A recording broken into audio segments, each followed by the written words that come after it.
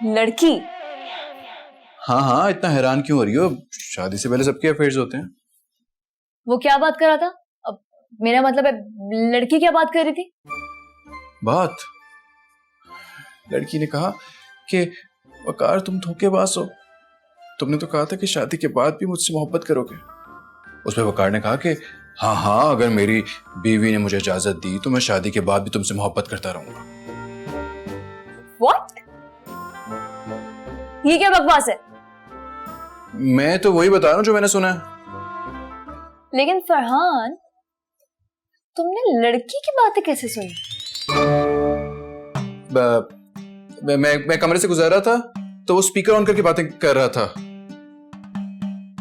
सोचो, लड़कियों से स्पीकर ऑन करके कैसे लड़के बातें करते हैं। सोचो